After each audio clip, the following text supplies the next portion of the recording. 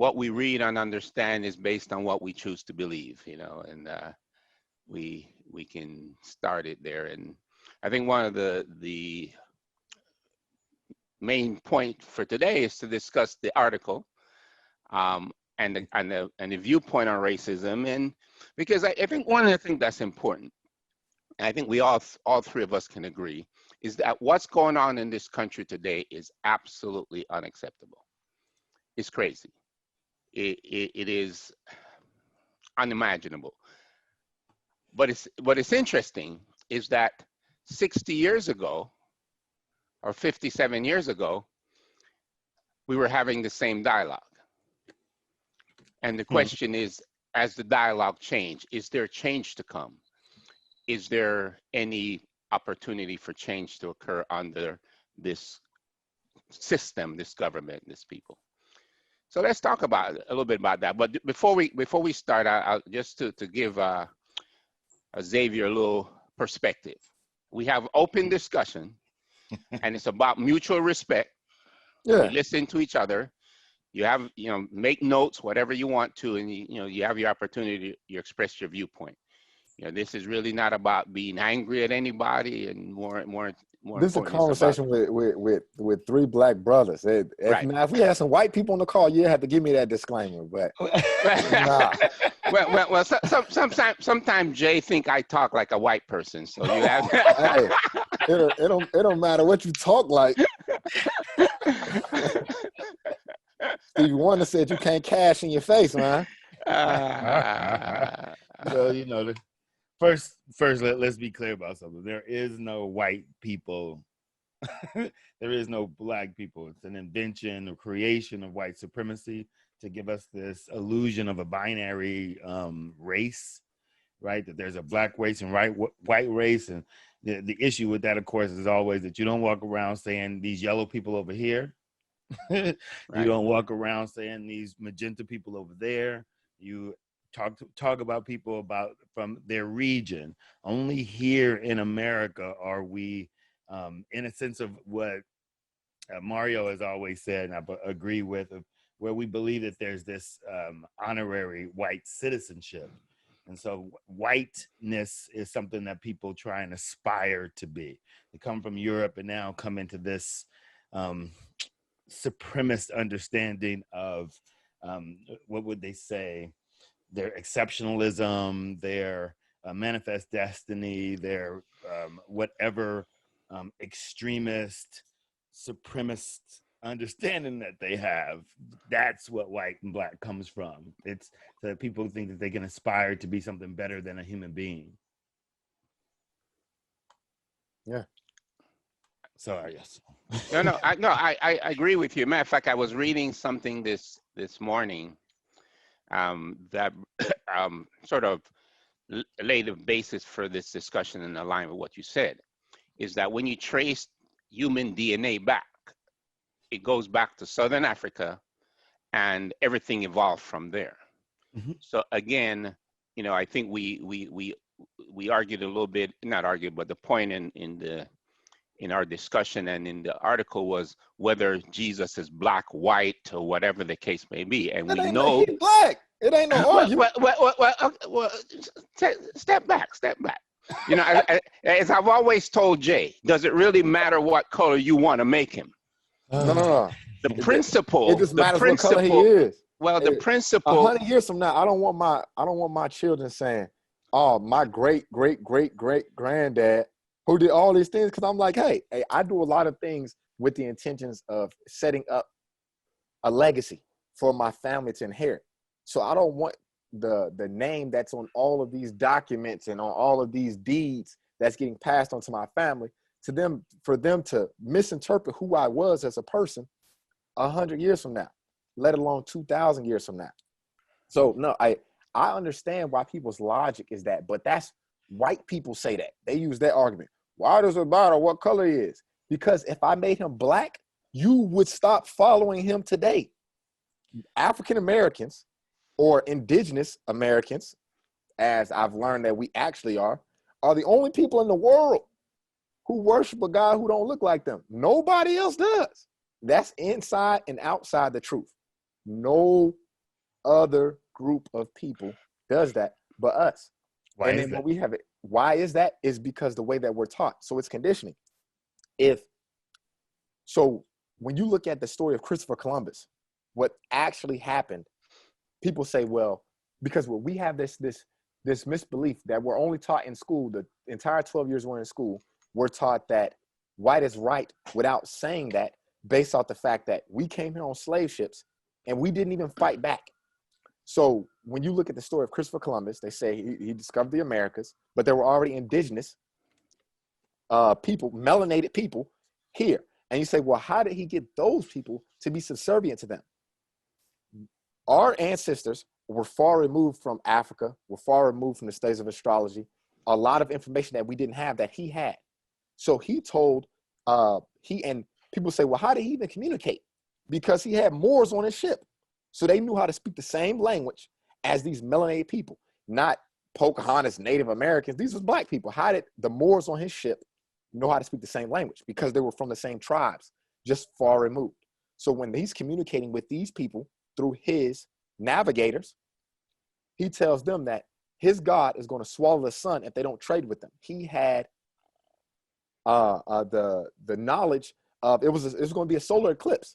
So the black people there didn't know, but they had never even seen blonde-haired, blue-eyed people. So they touching their face. They already thinking that when you look at the pictures, they show pictures of melanated people touching their faces. Like, wow. A week later, solar eclipse happened. They're like, his God is strong. He said his God was going to eat the sun. His God did. Give him whatever he wants. They automatically, since then, start deifying white people. If you present a person who's the flesh, it's hard to follow that. People not going to buy into that, especially people. Blacks have always been extremely spiritual. They've always, in all forms and fashions. If you take Africans who are pagan, extremely spiritual. If you take Africans who down south, extremely spiritual. The most spiritual group of people on the planet are Africans. So if you can take their spirituality and make their deity white, then subconsciously they'll worship white people. So, but that's the most powerful tool of manipulation of white supremacy, is the white man is God. Mm-hmm. Subconsciously, I mean, if you in a church and hold on 1 second. Hey, Felton, this my father-in-law. He trying to call his wife. Hold on 1 second, Felton. Oh, I'm on a Zoom call. I'm gonna call you right back. I'm on a Zoom call from my brothers. Give me. No problem. If you don't reach me, all right, I got you. All right. My apologies. Yeah. So I mean, it goes all the way back to before this country was colonized, because it wasn't discovered before it was colonized. And then when you say, well, how did we were taught all this stuff backwards? So they tell us that the North Atlantic slave trade is our ancestors. So these people who they say were pagan worshipers, like how you take a person who's been worshiping 100 gods and beat them into worshiping one? That's impossible. That's not going to happen. They were already monotheistic before they came here. The majority of our ancestors didn't come here on slave ships. You can't get an African right now. I guarantee you, if you got any African friends and you say, hey, let's go to Lazy Dog to get something to eat. I don't want to go to Lazy Dog. They're the most stubborn people on the face of the planet. So how do you get 15 million Africans against their will on boats with guns, with a handful of guns? They'll die before they do what you say. It's because they didn't. They enslaved the indigenous here. The majority of us were already here and had no choice. If you take indigenous Americans who had no access to firepower, and you shoot the strongest man in their tribe in the head right in front of them, they're going to kind of bow out. But they didn't worse than that. They would castrate them in front of everybody else. They did this when they first came. So if you take a people who's capable of these sadistic things, and then they tell you that, hey, their God ordains them to do these things, you're cursed. These people, how could you take so like the story of Nat Turner? when you take the most educated people in the group and then you teaching them Christianity, and then they try and manipulate Christianity from the beginning. But it was really our faith. Africans came up with Christianity. It didn't just fall out the sky and white people take it out the sky and say, hey, we're the chosen people. Wait. Hang on. Where's the evidence of that? Well, all the characters are African. Provide me with the evidence that. Hang on. Slow Okay, down. Provide me with the evidence that Christianity was created by Africans. Moses. Oh, my fault. Hang on. Give Jay an opportunity to say something. You got it. He's been chumping. You got it, Jay. Well, I was listening to your perspective. I like to hear it, in a sense laid out.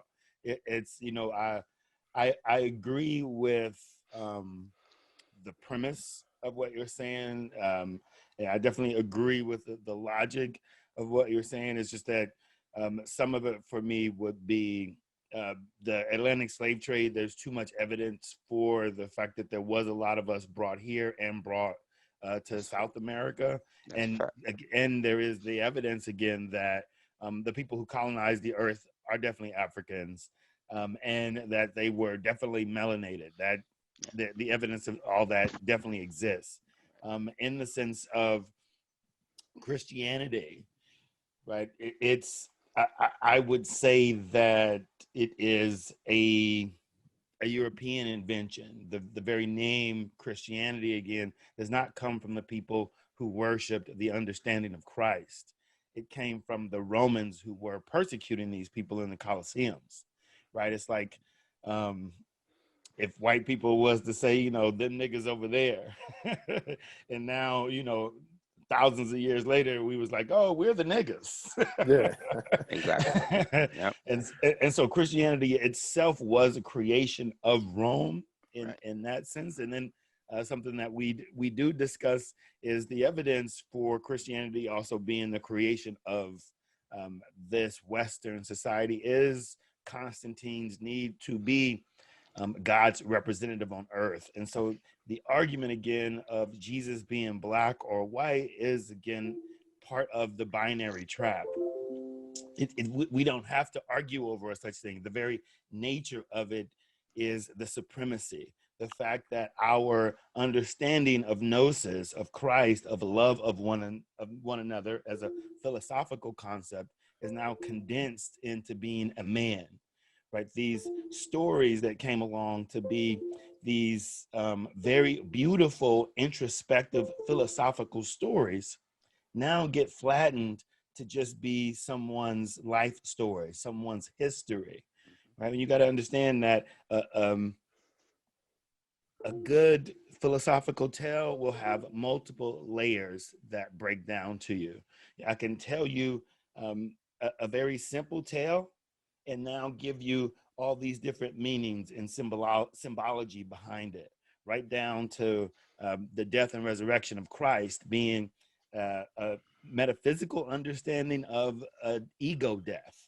Right? When I die to my former self, I am reborn anew.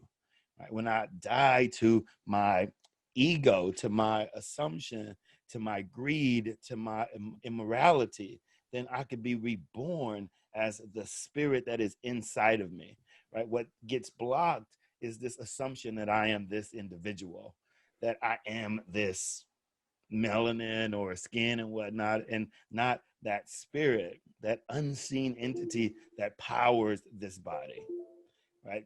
We come up again and we have this hard drive, suck up all this information, and then we want to tell ourselves that this is who we are when we're infinite.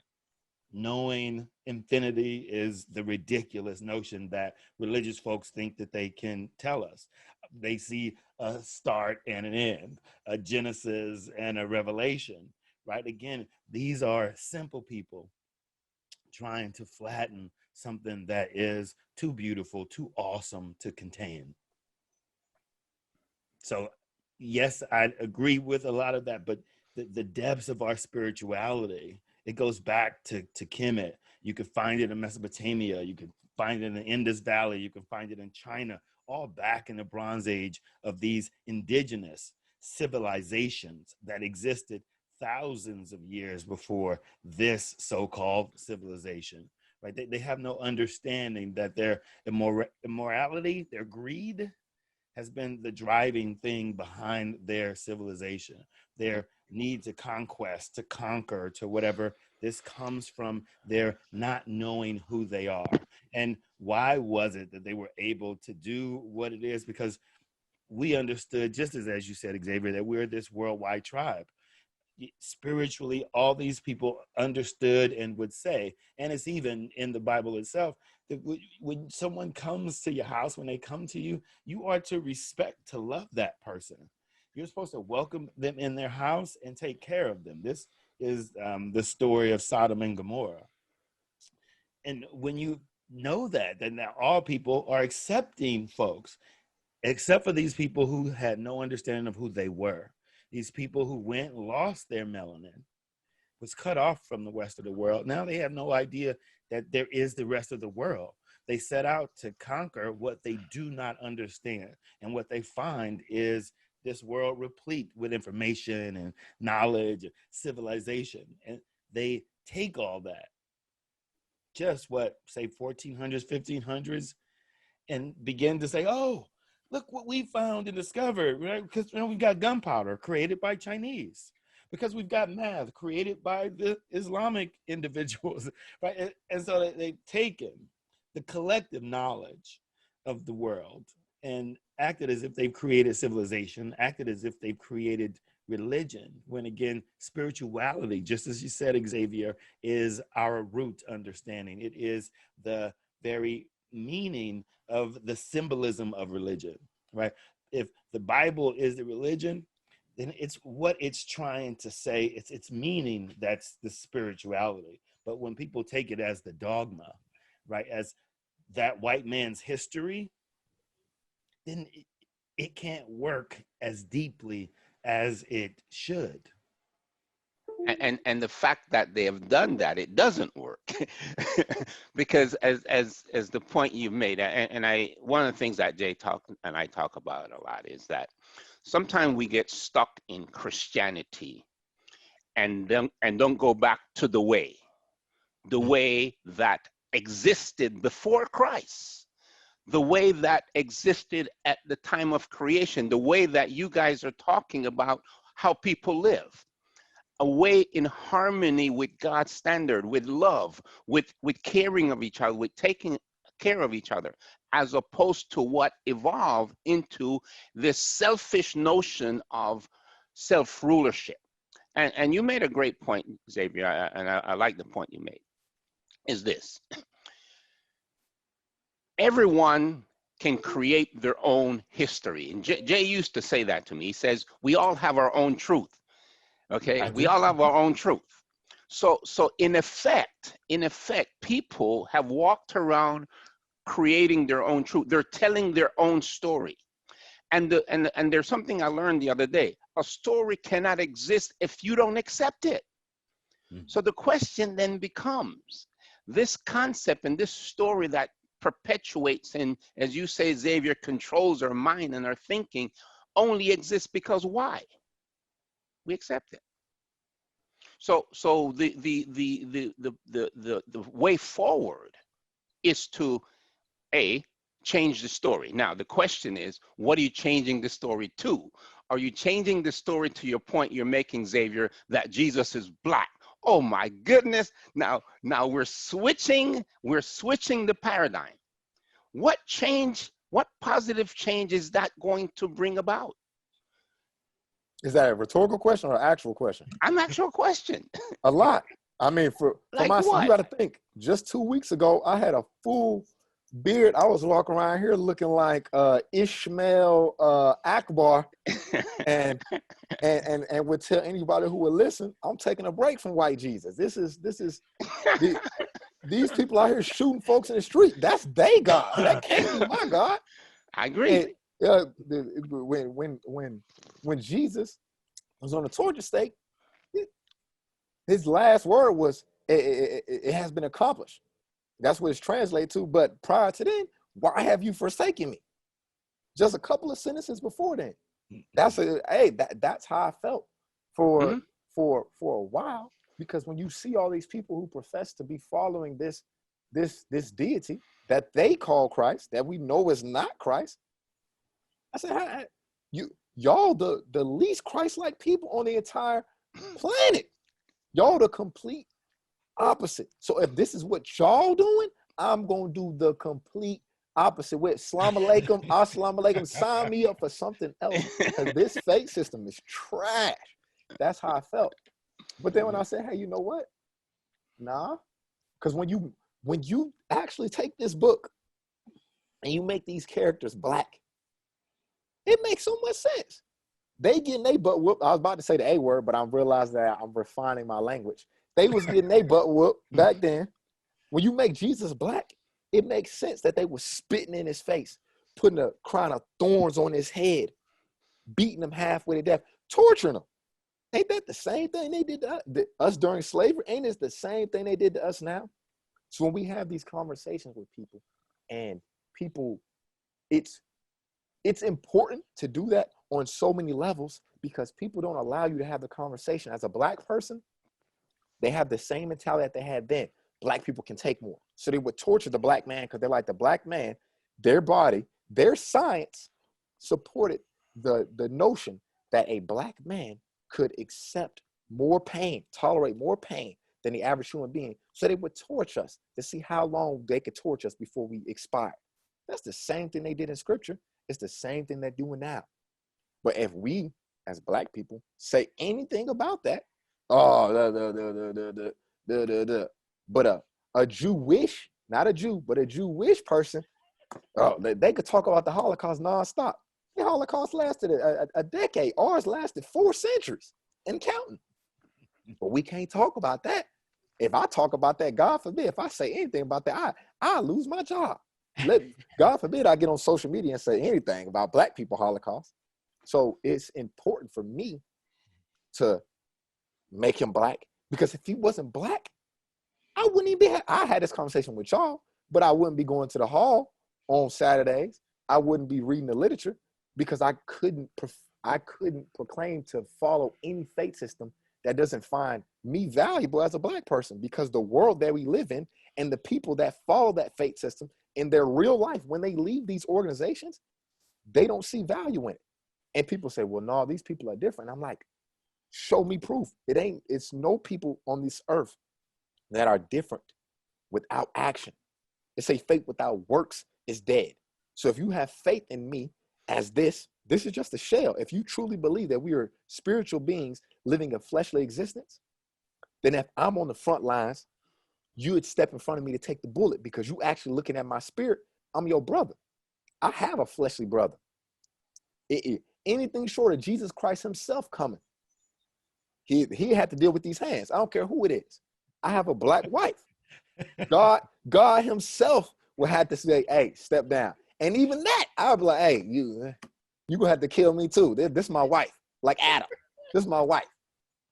So at the end of the day, it is important to know that this ain't a weakness. They teach us every day that this is a curse. This the same people that told us, they use this book to tell us that this is a curse. They distort the book. They distort the book. Okay, gotcha. So these the same people that distort the book, and I'm gonna let them teach me the book? Hell no. I don't think that they distort the book. You don't think they distort the book? The same people, the Catholic Church has distorted the book more than any other organization that uses the book. The Catholic Church has created the book. The Catholic Church has canonized the book before the canonization, before the Council of Nicaea. Now, so why'd they take out the Apocrypha? Hang on. Why'd they take out the Apocrypha? Because it specifically points to black people. Both of you stop it. The Bible was canonized long before the Council of Nicaea. The Council of Nicaea put a stamp on it, but the book of the Bible, the Old Testament and the New Testament, was already accepted as canon long before the Council of Nicaea. So I can't disagree with that. Continue. I can't disagree with that. By who? What? By who? By the church leaders at the time. By the church leaders at the time. Okay. Yes, when Constantine got involved, Mhm. When Constantine got involved, he had a selfish motive. Hmm. No question. And as I said to you in that email, I And what believe color was Constantine? Brown. And you know, one of the things, I'm going to step back to this. I'm going to step back to this, and I'll go back. I'll go back to the argument all of you guys make. All of races come out of one. And if we can say and go back to the creation, all races come from one being, and all races evolve from the black African race. So what you're Let's go that. saying, so what you're So really saying is that we're all didn't, African. God didn't create race. He created two black folks, and humans created race. No, stop. Race is a function of DNA also. Okay. So the DNA is in all of us. Okay. So the question, this issue of racism is not about color. You know, it's one thing that Jay and I had some discussion. Racism, basis of racism is power. It's strictly power. So you have black races, white races, yellow races, I don't care what race. You have racism, fundamental premise is power. Yeah. Okay. So blacks can't be racist then in that case, by that definition. That's correct. Well, in effect, it's a great point. I was thinking about that the other day. Blacks cannot be racist where? In America, in Western civilization. Right. But go back to Africa. Can blacks be racist in Africa? They were. Okay. So that's the They point. are. Jay, you blink your eyes. You blink your eyes, Jay. I saw something. I saw something in you. You need to come out. I'm gonna let it come out, and I'm gonna let it come out. Go ahead, Jay. Well, you know, one, you know, it's so deep. Yeah, the matrix is so deep that it's really understanding how far back that we have to step back to understand. Like, yes, as human beings, right? Let's look at ourselves as a human being. As a human being, we can assume that we know things. We can assume a lot of things about the world and whatnot, and that comes from the ego. And so assumption bias is sort of built in, right? It's in a sense something to kind of help us make it through, right? If a lion comes along and does something and I make it, then, you know, that fight or flight understanding like kicks in. So the next time I hear roar, I hear rumbling in, what you call it, my damn legs just start having me to start running. You know what I'm saying? It's something that is needed. And so that assumption, that bias is a human trait. Right. So what you're saying is that, yes, bias and all of that stuff exists. I see somebody who did something to me that I disagree with, that I was upset with, then the next time I see somebody that looks like that and whatever, that fight or flight kicks in. So yes, bias does exist. But again, racism, the understanding of these people being something separate than one another, that's a new concept. Right? Most spirituality or spiritual groups did not accept that we were different. Right? Maybe you had different this or you had different that, but not that you were different from me in some way. Just like, wow, look at whatever you might be. So because you're melanated, most people revered darker skinned individuals because they got something about age, right? They knew that these were the people who had been here the longest, as they were all over the goddamn place. Anyone who'd been around the world. So let's not say racism has existed this entire time. I would say as human beings, yes, bias has existed this entire time. But the trap is that we're trying to make a spiritual understanding a human being. And in trying to make a spiritual understanding a human being, we lose the light that exists in other people. And so this is the problem of white supremacy of Western civilization is that they could not see the light in other people. They could not see the light in other people because they had no understanding of their own light. Or This lack is, thereof.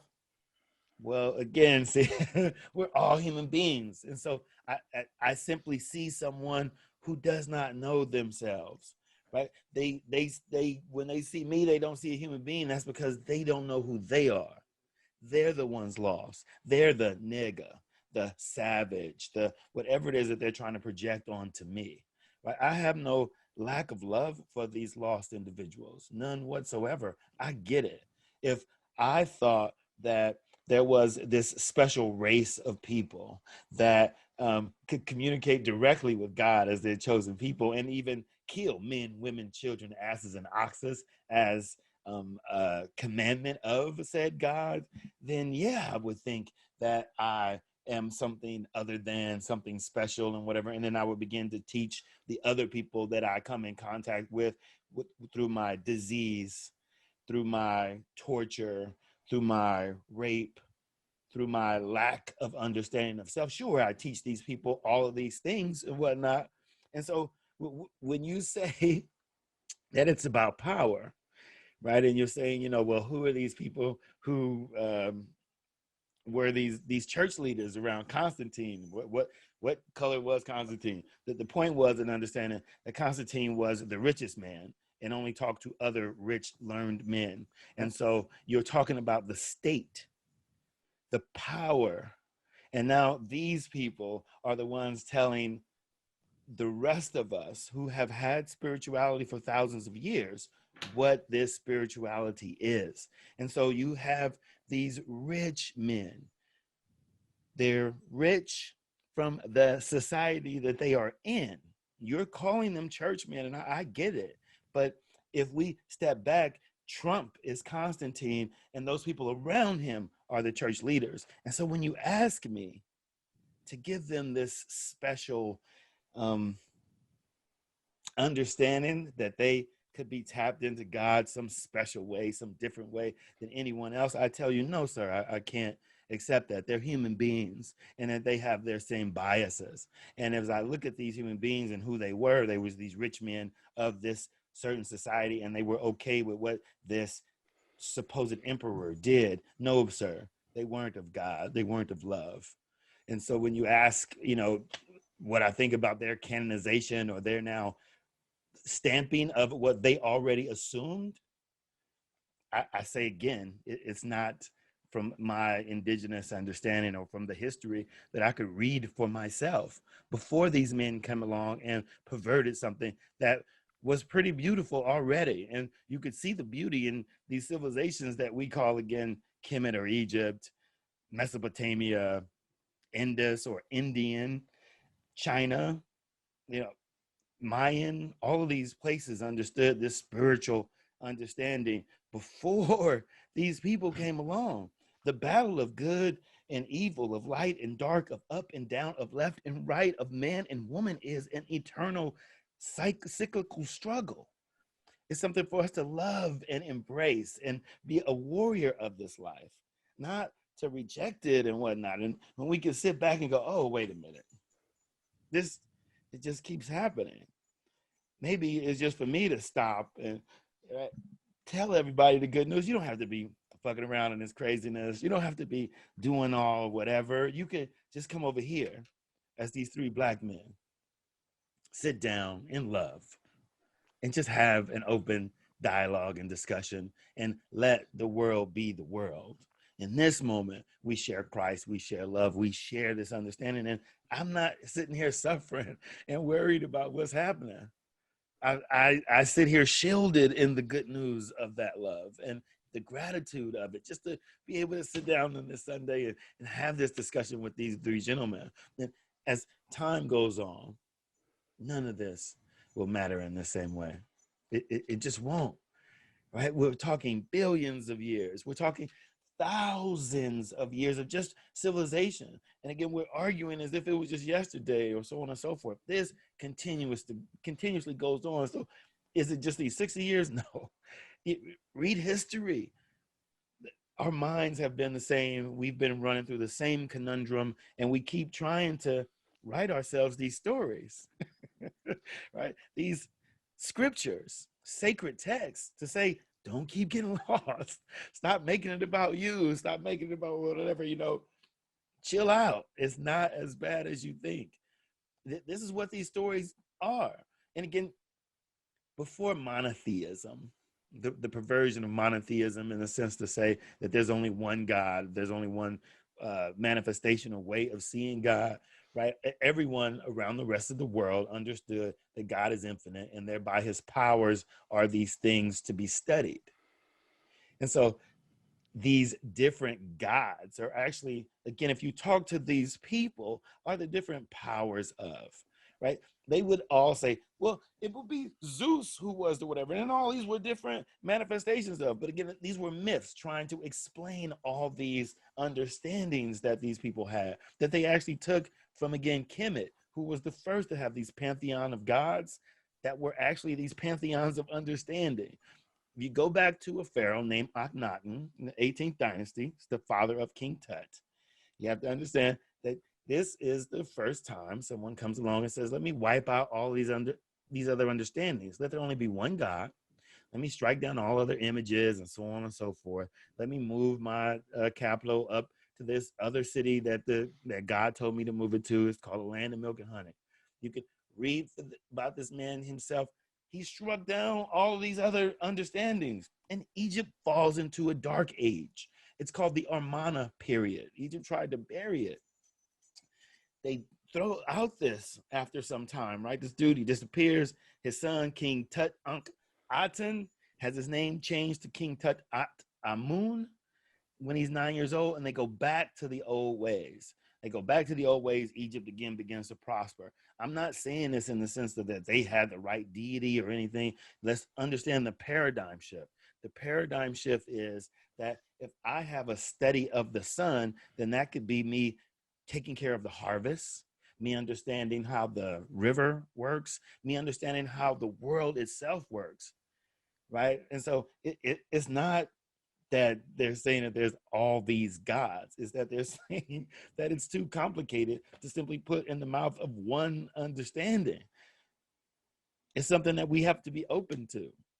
And if we get closed-minded and think that there is only one way, then yes, we fall into a dark age, so shown in Kemet and so shown in the Western civilization that we understand now. They fell into the same dark age because in that time of these rich men, they said, no, there's only one way. And knowledge is lost in the world. This dark age that reigns for 1,000 years and whatever. And then they finally come out of it and they say that they're enlightened in what, the 1600s and whatever. That's because they throw off this old world notion of monotheism and now become open to other people in other ways. And being open to those other people in those other ways, now we have the technology and the understanding that we have today as a worldwide culture. But now I'm just rambling. No. Well, it's interesting, right? It's interesting because if I understand you correctly, that there's only one God, there's different manifestations of God, there's different ways of how we view God and how he reflects himself in our lives. Because in effect, yes. Well, are you asking me creation? That? Wait. Well, let me make a comment. let me finish. And yes, I'm asking you that because as the scripture says, the creation tells us about God. The creation reveals God to us. And in effect, as you're saying, indigenous people, the Egyptians and all of those, began to create images and worship God through the creation, as opposed to worship in the creator. So in effect, I believe, as you said, I believe in monotheism. I believe there's one God. But I do believe that all of the things that we see around us reflects God's power, God's truth. And I believe there's one way. And the way you said it, I think it goes back to that. There's one way, and that way is love. Loving God, loving his creation, including individuals. Therefore, there's only one way. When we deviate from that, when we start modifying that to fit our needs, to fit our pigmentation or our culture or riches, then we run into problems. And you're right, Trump is Constantine. The false religions around them is those false religious leaders, just like they existed at the time of Constantine when he implemented his policy. So the point to you is monotheism do Egyptians believe in monotheism or not? Did they No. believe in monotheism? No, the Kemetic people did not believe in monotheism. So they believe in many gods, not manifestation, but many physical different gods. Well, they see this is something again. I always have to because see you said something which was in the sense of God and the creation and God being him and so on and so forth. Understand that people worshiped the creation, right? Because this is what we had come from.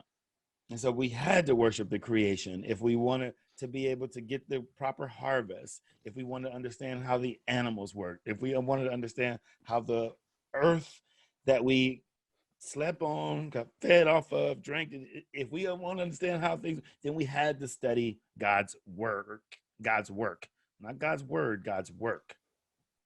And so that's the creation. And most people, most societies in that understanding as they worship the creation, right? And let's make this distinction again that I want to make sure that we get clear here. I'm making this distinction between creation and creator. Right. Good.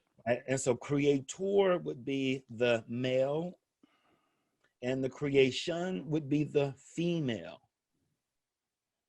I'm just explaining this concept. I'm trying to bring down. I'm listening. Yeah, I'm like, you gotta break that down.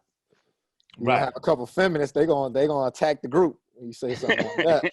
Well, feminists have a right to, right? Because we're saying again that the creator is a man, and so all creation of whatever comes from a man, and that is not what we see in our works.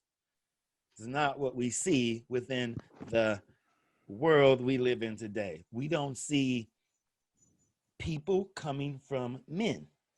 Yeah. We see them coming from women, right? That cyclical whatever is coming from. And so this is what I'm saying as a philosophical understanding, that cyclical understanding, that continuation is this feminine energy. That individual, that single, is this male energy. This is something, again, that you could read and study for yourself, that it goes back to the indigenous people who understood this. Most indigenous people worshiped Mother God, Mother Earth, the mother, because they understood that they had come from something. And as they looked around from animals to human beings, we all could see that we come from a mother. And so our need to say God is this he, it comes from this sense of worshiping the creator and not the creation. Now, why would I say that, right? Because people are like, oh, we should be about the creator. If you're about the creation, then you're wrong or negative or satanic, right? Those people who are about the creator, which is the society of people we're talking about, they believe that there's different creators, or not different creators, that the creator has created different people. Not that the creation is just that. It's just the creation. We're all part of the creation. There was no creator that now came down and created this and created that and created that. We're just a part of that creation. If there was, you want to say, a creator, it would have been before these individual things that we're sitting here trying to argue about. The creator, if you want to say, would have created the whole thing. And so that's outside of this binary understanding of male, female.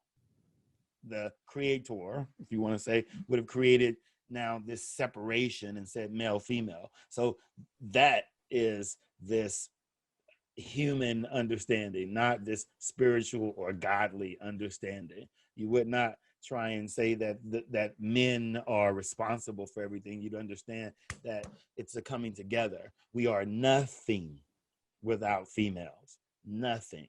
We could not have civilization, society, tribe, any of that if we did not have women in it. And so any religion or spirituality that does not let the spirit of women speak, to me, is not something for me to follow, because I was raised by grandmothers and so on and so forth. And I can tell you, they are closer to God than any man I've ever come across. And I say that in the sense that white women, black women, whatever, have always had this maternal sense that I belong to them.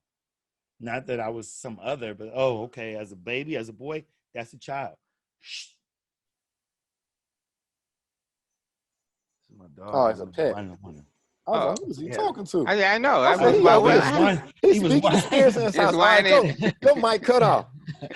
No, and so you said a lot of profound things, and the reality is, what happens is people get into these conversations. We have this dialogue about things in the ethereal things that no matter what, there's a whole bunch of questions and it's a whole bunch of answers, and there's no way to confirm what's true and what's not. When he's talking about the way is what improves the hearts of men, what improves your actual life. So what happens is people try to make all these things complicated. Like God is like the concept of God is not complex. The belief and yourself as a human being, whether it be man or woman, and your interaction with your environment, either it's constructive or destructive. It's one of the two. There's no neutral. Either you add to your universe or you detract from your universe. Either you produce or consume. It's a add, addition, or subtraction. It's very simple, universal mathematics. So what happens is you have these fate systems which were created to give people order, to be able to interact with their environment in a better way, interact with each other. But then you have people who abuse their fate systems and they subtract from their environment. And then you have people who do well by their fate systems and add. The way is the original way of interacting with our environment, interacting with our universe. So when we talk about these characters, whether or not people believe in the Bible as being inspired, or whether the Bible is just a good book, regardless, if it doesn't make you better, I tell people disregard it. If Christianity is not the faith that makes this person better, do something else. Do something else. So when we're having these conversations because of just because we always have these type of conversations where we're talking about things and we're picking apart a book that Jay may or not prescribe to, but it's not about the book. It's about the pudding. Like, or if people follow this recipe, then this is what they would yield. It's the fact that people don't follow this recipe and they follow their own recipe. And if you have a whole bunch of chefs in the kitchen, this is what you get. Everybody's saying, no, this is the way that it's supposed to be. The way that's supposed to be is peace. It's a handful of groups in this world that actually have peace amongst themselves. The rest of the people killing each other, the rest of the people fighting each other, the rest of the people beating their wives. This is stuff that people, we talk about the Egyptians like they did. These niggas had a whole bunch of issues too. Sacrificing humans, what kind of stuff is that? Well, Egyptians. This is them and people in the Bible. What is we talk? Abraham was gonna kill his son, because he said God told him to kill his son. Imagine if Brother Hudson told you that God said he's gonna kill his son. I called an insane asylum on him. He got to go to prison. He said he's gonna sacrifice his son because God talked to him. No, people talk to God. God talked to crazy people. All the people I know that say God talked to them is crazy. Wait, hang on. God talked to people through the Bible. I ain't gonna let you buy into that. No. No. I gotta stop you. Abraham didn't have no Bible. That's what I'm saying. Didn't have no Bible. No, Abraham. Well, you see, again, guys. No, I'm not saying Abraham was crazy. I said if you said God was talking to you directly, voice. I would say you were crazy. I'm not saying you're crazy. And I'm not saying Abraham was crazy. Okay. What I'm saying is that all of these stories, if they don't make us into better people, are irrelevant. The Bible itself says test all these things. So right now, we're not just talking about the Bible. We're talking about the effects that organized religion has had on people. Right. The people who abuse it to manipulate, and the people who prescribe to it and are weakened by it. Christianity has been used to manipulate everyone. But the people who have suffered the most are us. So this conversation ain't about other people. I can't talk about the Egyptians. They didn't suffer at the hands of their fate systems compared to us. A lot of them were in power. It was when they brought other people, Europeans, into their knowledge and said, hey, y'all want some of this comedic information? Y'all can have it. We're going to share mathematics with y'all. Y'all weren't even taking baths. We're going to share this with y'all. It's the same exact thing. So when you talk about history repeating itself, don't that sound familiar? When you watch the Disney story of Pocahontas, I tell my wife, I said, what are you talking about? This black woman betrayed her entire race for a white man. What are you talking about? That's a horrible story. She's like, no, it wasn't about that. She saved the race. I said, how she saved them? They was farmed before the white folks came over there. As soon as that boat landed, they should have slaughtered them folks. They did not. And here we are today. Ain't it happy? If they would have killed them folks back then, we wouldn't be having this conversation like this. We wouldn't be. The reality is, all that stuff is history is his story.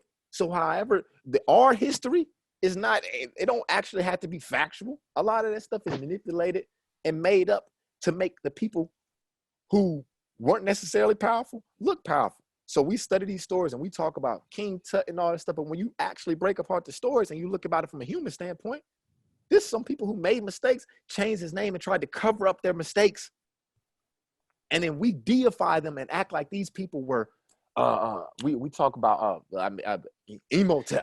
This Emotep is the Black Sea oil. Okay, my apologies for mispronouncing his name. But we talk about all these people as if they weren't people. They made mistakes. Some of these people had issues. Some of these people had all this stuff, the same thing that people have today. Okay. So at the end of the day, it's simple. It's just about improving one's interaction with the environment. You can't make an argument of the importance of Jesus being black and then have an argument about the unimportance of one of the great contributors. I didn't say it was. I didn't know. I didn't say it was. I said it's extremely important. History is extremely important, but it's only important to the people that it's important to. If white people studied African history, we wouldn't have none of these issues. They buried African history. They have studied. They don't teach it to us. You're correct. You're correct. But they damn sure have studied African history. They call it archaeology. Yeah. And so it's sort of well documented. And trust me, I am not a what is it? I am not a hotep. I'm not one of these people who believes in the supremacy of Africans or anything like that. I am a lover of history, right? But it's my story. It's not his story. And understanding that it's for me to go back and find, then yeah, I wanted to know that history a little bit clearer, and reading it verifies everything that you said, that history is just repeating itself, that all of these people, again, are of the same mind, of the same bias, of the same shit. There's nothing new under the sun. And understanding that, then it's to remove the notion that there is something different. And so to go back and understand that a dark age happened in the middle of the Egyptian history is huge, right? Because it now helps to give context for the dark age that we see in the beginning of what you think they're gonna call this age 200 years from now, 500 years from now? 2020 Aquarius. 2020 sound like a dark age to me. It don't get much worse than this. It's a worldwide pandemic.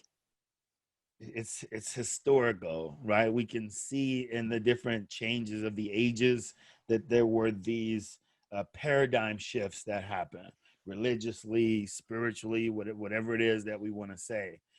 Again, as you talked about the zodiac before, there, you know, I want to full disclosure. I call bullshit on all of this. Yeah, right, Religion, right. all this stuff. I was like, get out of here with that. No, no, no, no. I just could not run away from it. Right when people hit me with the zodiac stuff, and I start seeing this, I'm like, oh, okay, they have a little bit of something to that. And so again, if you look at the zodiac and you go back and you say the Mayans predicted this will be the end of the world in 2020. Well, what they predicted or what they shown, because they had this huge calendar, right? This huge calendar that went beyond anything these Western people get. They showed the end of an age, and only in this white world where we believe in an end would we look at end of a cycle as an actual end. And so what you're seeing is the end of a cycle, the end of an age. And you hear everyone talk about it's the age of Aquarius. Yes, we're leaving the age of Pisces and we're going into the age of Aquarius. And it's just some coincidence that you happen to see this shift within the world of people moving away from this organized religion, because the organization of it seems to be moving so far away from spiritual truth. You said, how do we come down to truth and whatever? Because it's within our own discernment of when logic strikes us. When, again, what Jesus said, that you'll know me when you hear me. That's the simplicity of it. But I don't think people are moving away from organized religion because of the hypocrisy. People are moving away from responsibility. You got to look at what's been happening. I can't speak on communities outside of my own. So what's been happening in our community? You have men who abandon, black man abandons the black woman. Black man abandons his children. Black man abandons his job. Although the woman is a cornerstone of a family, the black man is the protector and the provider. So when you take the man out the equation, the entire structure collapses. That had nothing to do with faith systems. That had everything to do with people wanting to do what they want to do, which is why religions were created in the first place. So I can't call BS on religions, because the concept is pure. If you're saying that this is our culture, I guess, you'd be saying we were in some type of vacuum, but this is not our culture. This is not our understanding. And our family structure is a manifestation of our societal structure. We can't be these families if we're not allowed to be in a society that actually gives a shit about it. And so if we're in a society of where all jobs and work that the society creates go somewhere else, then how is that man supposed to be able to provide for? If you're in a society that doesn't believe that it's important that a man or woman raise their children and thereby just make them care about money, and so both people have to go out and work, that's not, again, something that really cares or gives a shit about family. And so this society is not really structured in a way to really promote family. And as Africans, we were never here in the society and put here in a way to where we could truly accept just being in family in that way. Because once you got successful historically, you were beaten, bombed, pushed out of the society. And so we have not just simply made this decision to be these niggas. We Facts. are a product of white supremacy culture. So it's not, again, that I'm blaming the religion. I'm blaming the perversion of that separation of you have religion. Religion ain't shit if you don't understand its spiritual meaning.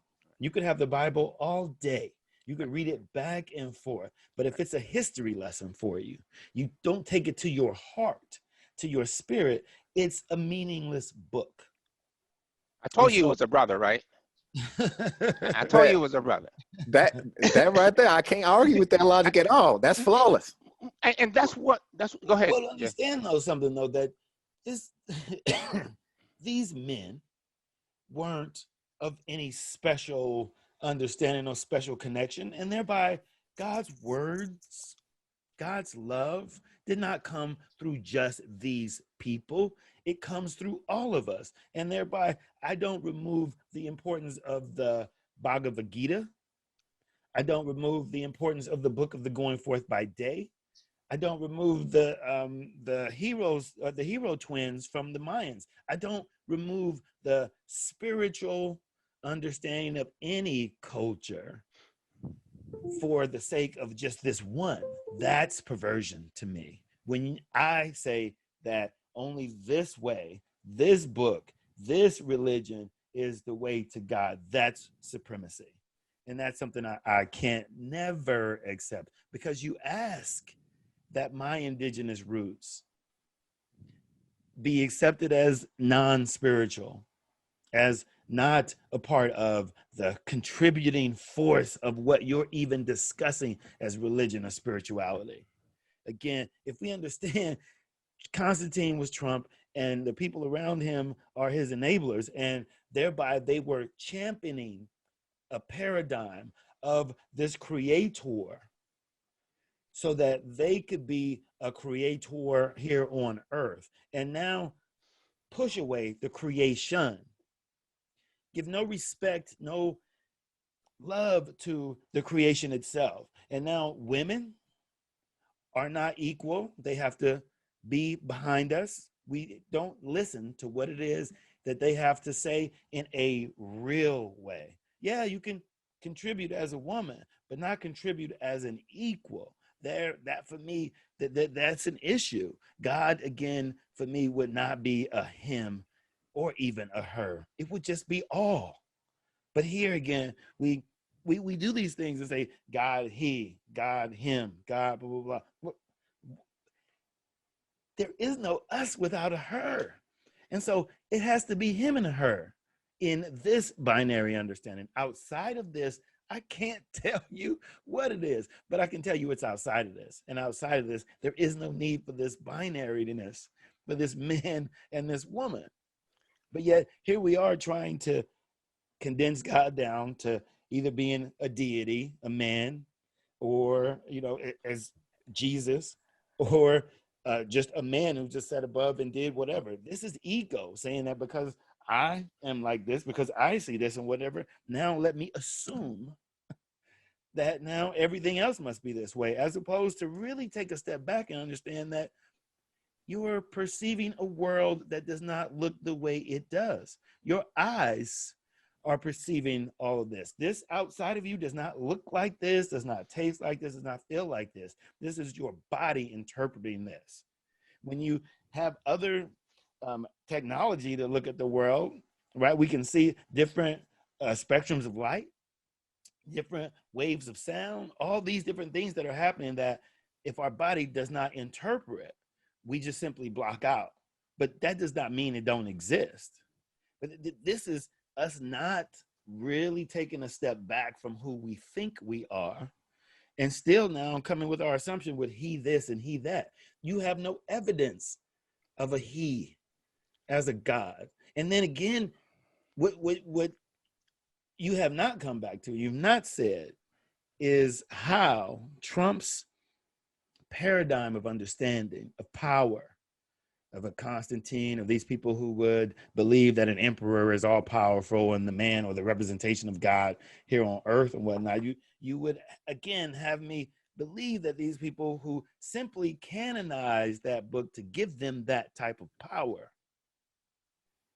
How can I accept this religion without spirituality? When again, within the arguments from the Council of Nicaea, within the arguments of the indigenous people that these rich white folks was talking against, they were saying, how dare you try and flatten our philosophy of love that has existed so far, so long, so far back? How dare you flatten and say that it belongs to this man, Jesus? This is a lie. When you can see it in the understanding of Mithras and this and that, you can see this whole Jesus story has come before this. And they pointed out the facts and the history of it. What they do, they wipe them out. They wiped out whatever they wrote about it, and they wrote the story.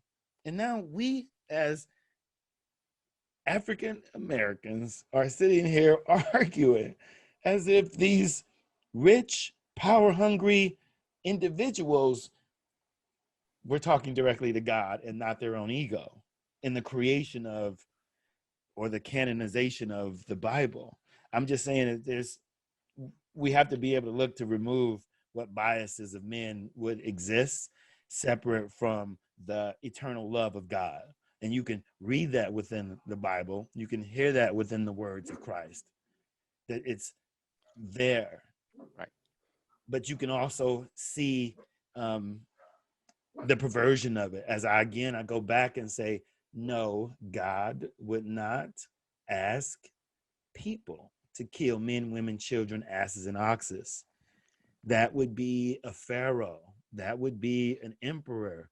That would be a man representing God that these people would be listening to. And that has historicity to it, that a pharaoh would tell these monotheistic people to go back and take these lands that were Egyptian at one time.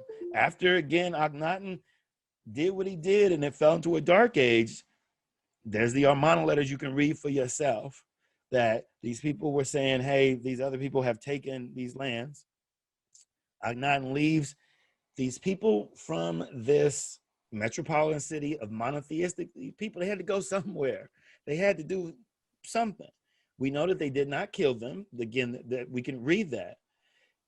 Then later we read that God asked these people to go back and take these lands, and they say, hey, God told us to do this, and he gave us all these weapons. Well, they took them from Egypt or whatever, but again, they had all these weapons. These people are armed with Kemetic or Egyptian weapons. They are told by a God to go kill and take back this land. This is historicity within the Kemetic understanding. This is historicity within the religious understanding. It's really simply to bring them together and go, oh, okay, well, maybe it ain't actually history. They were just taking some of these stories and creating this book. It does not remove the love of Christ from it. It removes our thinking that it's our history, right? Again, if Jews said that they crossed the Yom Suf and not the Red Sea, if it's in their Torah that they crossed the Yom Suf or the Reed Sea, it does not remove the love. It removes our thinking that this is historical. Right? The Torah is the Old Testament. They don't say they crossed the Red Sea. They say they crossed the Reed Sea. It matters only in the sense of just to go, oh, okay, let me just see what it means to my heart, not what it means to my history or to my story. This is the perversion I feel that we're lost in. We give more credit to other cultures' understanding than our own. And in that, we think less of ourselves. We think less of our story. We believe that we are the people that they've told us for these last 400 years, when we're obviously not at all. But again, don't ask me to give these greedy men God's love. They were greedy men. And that was why they canonized the Bible as the way they did, because you don't have to remove anything for other people. If they have it sitting there for themselves, they'll be able to read and hear and see love. But when we think we need to force it out or remove this and do it, that's ego saying, let me set it up so that these people can get it how I believe they should get it. If you are a true lover of God, then you'll trust in God and let them see it for themselves. But yet, this is my point about people coming to my door. Don't come and try and force me into your box. Share with me what God's done for you. Share with me the love that you've been uplifted with, right? Have me join that. But when you come and you talk about, God's, the world's being run by the devil, and all your fears and whatever. Here I see someone that's a worshiper of Satan with a Bible in his hand. That does not matter in the sense of if you are a believer and if you're not a believer in it. If you are not going to be open to the fact that in this moment you are chosen, you are loved, then you're lost. You're lost. You don't need a book to simply enjoy the fact that you can fucking inhale, exhale. I know I'm cussing. It's just what it fills me with when I begin to just go, in this moment, yes, there's chaos happening all around me, but I'm blessed. I'm here. I get an opportunity for whatever. And if I get lost in the chaos and now fall into it, then I become a part of the chaos. But I can create my own bubble of love. I don't have to be in the chaos. And again, chaos is needed. You don't understand order without chaos. You don't understand chaos without order. This binary system that we exist in, we cannot escape. Right? And so when you're trying to give good to that and evil to that, that's perversion. Everything has good and evil. Water will kill you if you abuse it. Man, Jay is on that good dope this morning, boy. But I want to say something here, because a lot of what Every Sunday Jay have said here, and the concept that he made about coming to the door. I would say that one of the things that's changed my ministry is that same thing that Jay said to you, because he said that to me. He said, don't come and tell me what God can do for me. Tell me what he's done for you, and let me decide whether I want him to do that for me. Yeah. And in effect, that's what the ministry is all about.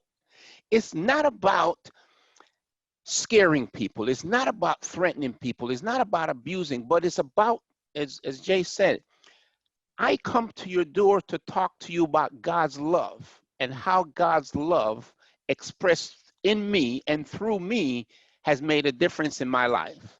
And I would like you to take the opportunity to at least investigate it. Have a discussion.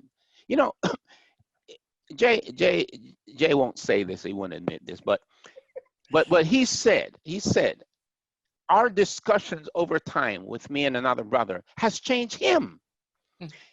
He's not, no, I know, I'm just kidding, but he said it, he's changed him. It's not that he's going to become a witness, but now he understands the truth about what the good news is about. The good news is about that love. It's about us getting out of our way. As Jehovah says, I am the one teaching you how to live your life. The things that make sense, the things that's going to bring you in harmony, that's going to allow you to be joyful in the midst of chaos. Yeah. To be hopeful in the bottom of despair. Okay, to have a different viewpoint about the world you're living in and how you affect that world. And I think you said something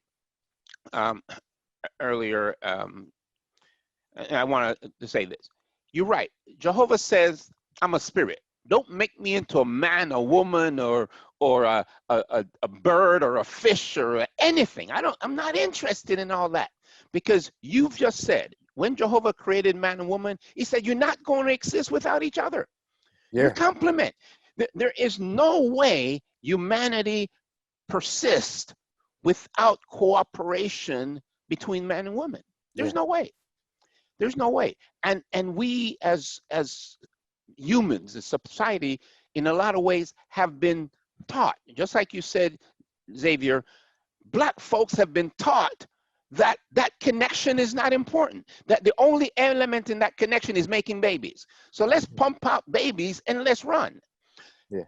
Jehovah says, no, your job is to sit there and raise them and teach them the way they should live.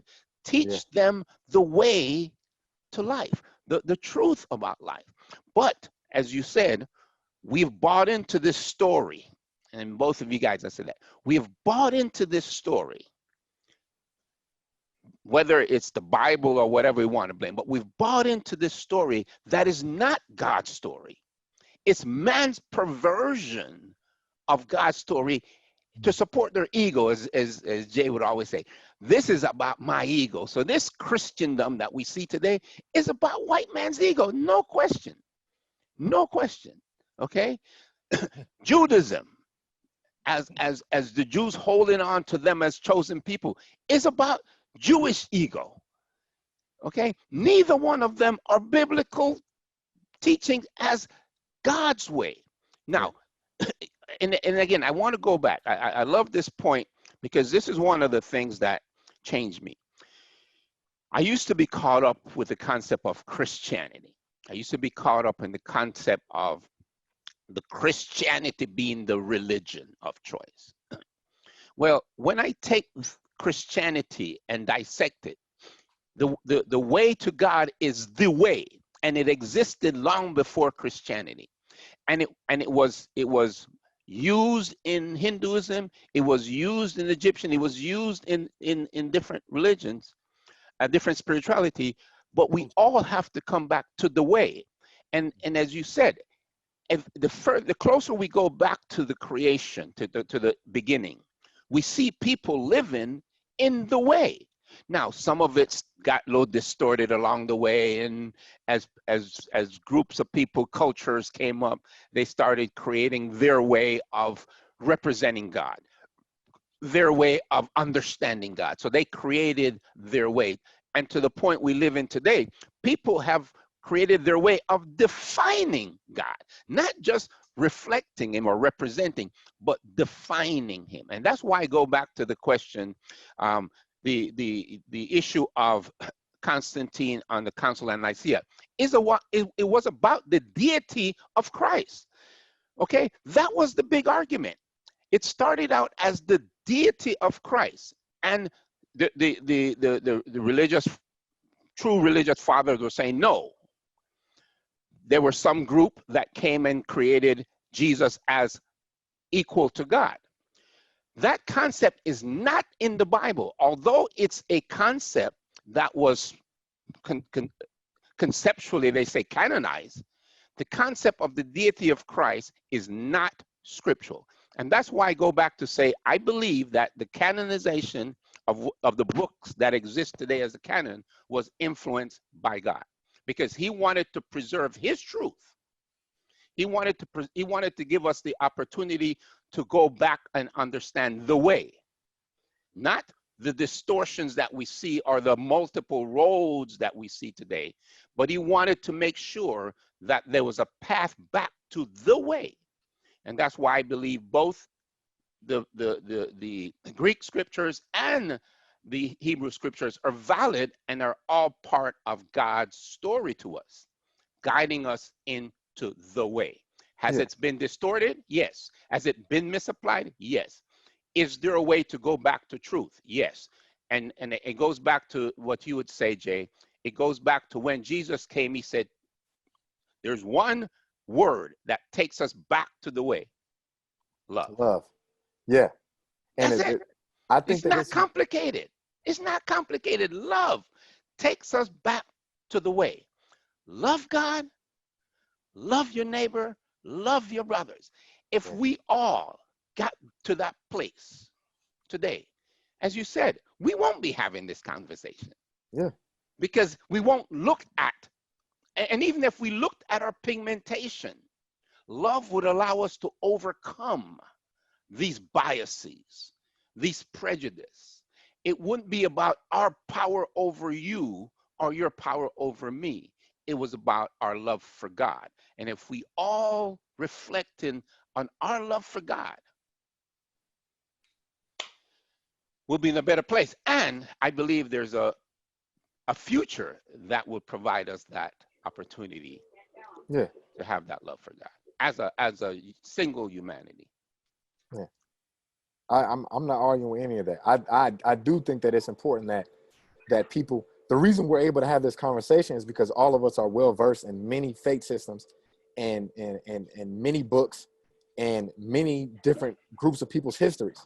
So when you're not necessarily fluent, but when you've been exposed to those things, you can have an open dialogue. What happens is people have been exposed to the Apocrypha. So they look at this as anything, the word pagan itself when you look up the definition, people define it as anything that exists outside of their faith system. So the group in power gets to define what's pagan.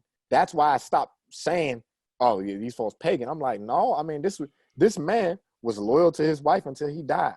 This man died protecting his children. It don't get no more godlike than that. They say Christ died for his people when he could have snapped his finger and killed all those people, but he didn't. He died for his people. So I can't say that a person's pagan by their faith system if it made them a better person. So what I've come to realize that we talk about, we had this conversation, we talked about 50 different things, but you summarized it when you talked about that scripture that says God is love. So it didn't say God is man, it didn't say God is woman. When we look at love and you focus on that, but what happens is we have our imperfect interpretations of it, and then we have to explain what he calls, in our binary language of zeros and ones, we're trying to define something that exists outside of our matrix, which is impossible. So I tell people, don't focus on the ethereal, focus on what you can see.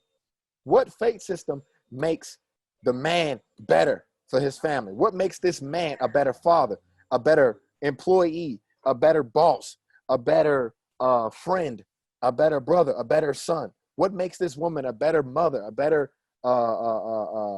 wife, a better nurturer, a better protector? What makes these people better? What makes this kid a better child, more respectful? What makes them better? And the reason why I prescribe and why I enjoy my study with the people who proclaim to be Jehovah's Witnesses is because the proof is in the pudding. I look at their kids, the majority of them, I'm like, hey, these kids sharp. When I went to the home for the first time, I'm like, man, I grew up in Sunday school. We didn't do nothing but drink grape juice and laugh and look at folks' butts in church. Like that's what we did, and sing. I couldn't tell you, it was the Bible in front of me. I remember picking up a Bible out of the pew and a spider crawled off it because we had never touched the Bibles in the back of the pews. And then I go to the hall for the first time, and these little kids is flip, flip, flip, flip, flip, flip, flip, reading and stuff. I'm like, man, these kids smart. They're not smart. They was taught. They was taught. And that's what the Bible says. It says, teach them in the way. And I said, man, it's not I get why in the world, why it's this huge dynamic between women and men, and they like, we want to lead the church. Of course you want to lead the church. You ain't never had no man in your household. You ain't got no man. You want some sense of power? You ain't had marital relations never in your life. You don't know what it's like to feel that love between a wife and a husband. You don't have that dynamic. So you want to get some sort of purpose. You ain't got no purpose. So you're going to take it however you can get it. I get why it don't exist. And the witnesses don't have that dynamic. I use my friend the Haywoods as an example. So I don't know if you got to meet Alton yet. So he might have at the door. But. So Dawn, I ain't met a man or a woman who is well versed in just scripture. Like I'm talking about, she pick it apart like a prisoner. Like she been in prison for 20 years reading the Bible. I'm like, man, that's impressive. But she has respect for her role. She got respect for it. She like, hey, she know more about it than her husband. She probably wrote half of his talks. But when you study the Bible, it was plenty of women who, hey, you shouldn't do it this way. She told Sarah, you gotta have respect for Sarah. If Abraham didn't have respect for Sarah, we wouldn't be having this conversation because this fake system wouldn't exist, because Abraham would have died a long time ago if he didn't listen to his wife. So it's important. The dynamic between the yin and the yang is very important. We can't. You're telling me history. No. But that's he was a man. But hang on, Jay. Because you don't accept the history, don't mean it's not true. And that's your words. Well, understand. That's your words.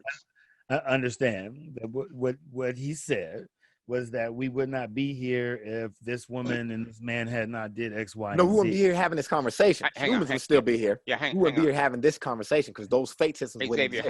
Xavier, hang on. Let him finish. Mm-hmm. the faith systems, we would just be sitting here arguing over some other tribe's system. It's there is no special system. It was just the one that they took and they put their name on it and said it is history. This is sort of what I want to give you full disclosure, example, because I know it's like, whoa, who the hell is this guy? No, I done had 1,000 of these conversations. Most of my peers are like that. Go ahead. And so I'm a former atheist, and just spirituality just kind of like imploded on me. I couldn't run from it. And so I was like, all right, well, let me really get into love. And for me, love is acceptance. And now let me accept whatever it is that God is going to put in front of me. And so whoever would come to my door, I would be open to have that conversation with me. And there was Mormons and there was Jehovah Witnesses, right? I've sat in. I've been to the temple, I believe it's called the hall, sorry. The hall. Yeah. And I've been to the temple for the Mormons, whatnot. So I have these discussions because I was like, well, wait a minute, I've been shown that if you can speak in this love, then people will, behave in this way. This is so I set out to like test it. It was like, well, let me sit down with these hardcore fundamentalists, religious fundamentalists, and have these conversations. Because as you hear, there's a lot of fundamental things that I disagree with. Yet there's a lot of spiritual understanding that I completely agree with. And so as I sat down and had these different discussions, it unfolded to where a white couple gave way to Mario. Yeah. Mm-hmm. Right. That we have been having conversations for maybe a year or two. That I have been having them at the door, and they would not leave. They would just stay and hang out. And so when it was time for them to move, they was like, "Hey, Mario, we want you to come and talk to and whatever." And so we've been friends, man. I don't even know how long it has it's been a long time. Yeah. And so for me, it has been something that I've set out to test this love. And as Mario and God, I forgot his name. Oh my God. Yeah. Hang on. Me too. Another brother. Yeah, keep going now. Yeah, but Mario brings this brother, and he's suited and booted. He comes to the house, and you see, I'm still, a black T-shirt or whatever. Brother comes over, he's got on 3-piece suit, cufflinks, Chicago. You know what I'm saying? He got a suitcase, 3 Bibles or something. He's coming to have a discussion with me, and so we're talking. We're back and forth, and I'm like, man, why are we arguing in this way? Why are we having this back and forth in this way? I'm trying to have this discussion of Christ with these men. And so then I was like, oh man, I'm being an asshole. I'm being sarcastic. I'm, doing all this stuff. I'm not sitting in love. And so they come, they sit down again and whatever, and we have this conversation. I have to apologize and back up and be like, you know what? I've been hammering you guys with so on and so forth. And I just broke down that I've accepted you in my house. We sit down, have a cool discussion. This is what love's about. This is what Christ is. This is whatever. And in that discussion, it was a little bit more personal. The gentleman with the suitcases and whatever, because it was Brother Weldon. I'm trying to remember his first name, Brother Weldon. But go ahead. We had a real meeting of the minds, and then that he began to cry. That revealed to me the truth of what that love actually is. And so like what Mario says, like is at that moment I can say definitely for me it solidified it. It made it damn sure the truth for me that there is this way. And that way is a very hard way to discover. Yes. And we can read in books all we want and whatever, and you see people with the books and they still might not understand the way. Because it's this constantly moving thing. I say it's like being on the road. You're on the road and you start drifting. You start hitting those bumps in the road, right? Yeah. Like, some people just think that's how life is, and they just roll with the bumps in the road. And they wonder why their transmission is messing up, their tires are messing up. They don't get it. Some of us are like, damn, let me turn my wheel back this other way. We get back into the smooth, and then we hit bumps. Like, oh shit, is this the right way? Turn this way? I thought it was the right way. I was told it was the right way. Oh, let me go. And then we start realizing This is on us. Yeah. It's on us. Every moment is infinite and constantly coming, and thereby I have to constantly do this. There is no one way. There's always this back and forth. And so it's like one thing I want to go back to, we say teaching. We're teaching our children. There's a difference between teaching and telling. Teaching is me opening my life up to my children and showing them the light in the dark of Johnny Cole Thomas. Yeah. That's teaching them. And then there's telling. This is how you are supposed to be in the world. This is what you're supposed to do. This is right and wrong. This is what most of us do. And that's not teaching our children. That's telling them and really minimizing their own sense of self and now making their sense of self us. And so I have no issue again with anyone's religion. I have an issue with people who don't understand that they're telling and not teaching. And most people, again, that's where they're coming from. And I'm just trying to remind them or say, you know, hey, how about you teach me if you're sitting here trying to teach me love? Don't tell me love. Oh, that's love, that's love, that's love, that's love. This is love. Blah, blah, blah, blah. No, teach it, demonstrate it. But if you can't demonstrate it, meaning that if I can't ask a question about something that I disagree with within the hall, it's just supposed to be accepted because I went to the hall and the gentleman said something that was just not true. And I can't remember it. But I Mario met me out and what's called. I was like, "What the hell?"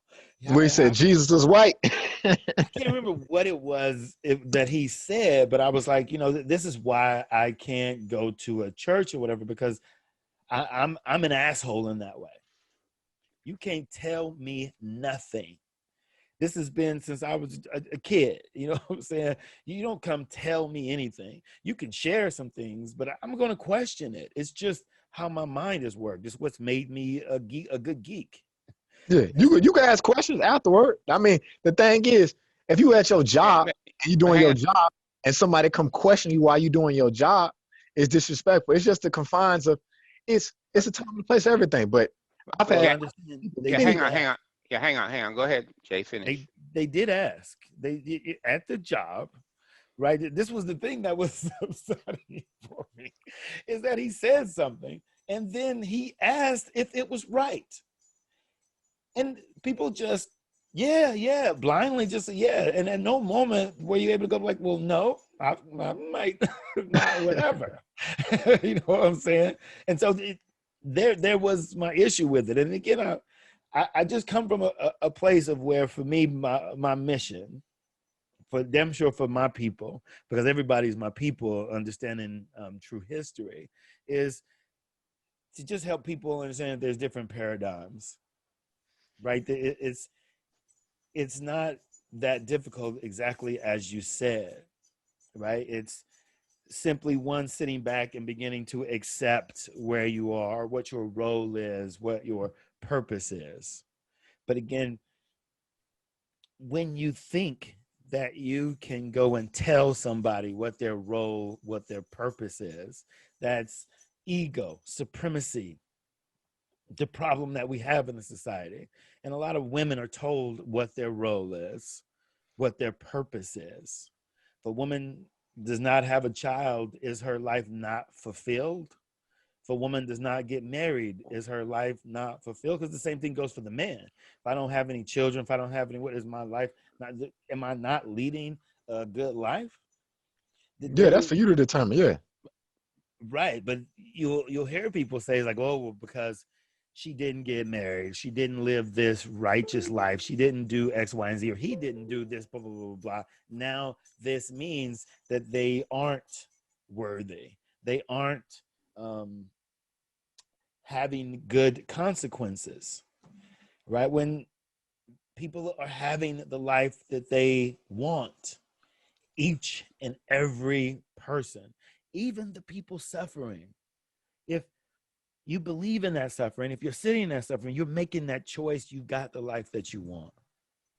You might not understand it. You might be lost in it, but you damn sure are the one making the choice of that suffering, right? And the suffering being this thing that should not be happening to me, because the negatives that happened to me, I needed in order to be this individual I am today.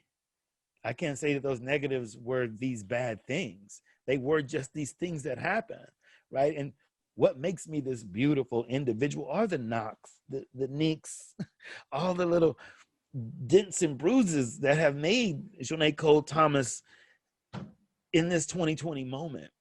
But when again, we want to assign good and bad, for eternal and whatnot, then again, we think that we could be in this world of telling and not teaching.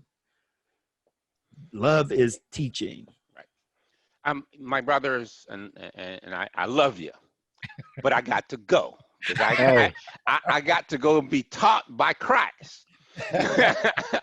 No. The beauty, you know, Xavier, you can understand why I enjoy talking with this brother. Absolutely not. And I appreciate y'all allowing me to participate. This is beautiful. And we can continue this next week, because one of the things you said, Xavier, that I'm going to agree with, but I'm going to twist it a little bit. The reason we can have this conversation is because we love each other. Yeah. And in our love, we can respect each other's point of view. We don't have to accept it. We don't have to buy into all of it. We can take those pieces, as you said, that makes us better and apply it. We, you know, the God's love, as Paul said, is an exchange of encouragement. My interaction with Jay has been an exchange of encouragement, of exchange of knowledge, of exchange of both of us transforming our relationship with God. That's what a true, honest relationship with God is, an ability for us to affect each other in the way we build that relationship with God. And everybody's is not the same. And Jay said something really powerful, and it's what I've always believed. Choice. Choice. And he said this in the past. A lot of times people don't understand how their choice is creating their environment. They disconnect their choice with the consequences. They blame others. They do all this stuff rather than, as you said earlier, Xavier, accept that responsibility. But accepting that responsibility means then we are accountable for looking for the way out. Yeah. And the way out, I'll go back to, is through Jehovah, the way. There's not a multiples of ways. There's one way. That's love. True love. Not this distorted, twisting things that we call love in the world, but this honest, true, unadulterated love as God defines it. I got to go. I love you. We're going to continue this next week. Cool? Amen, brothers. Y'all be All right, safe bro. out there. All right. Thanks for another church.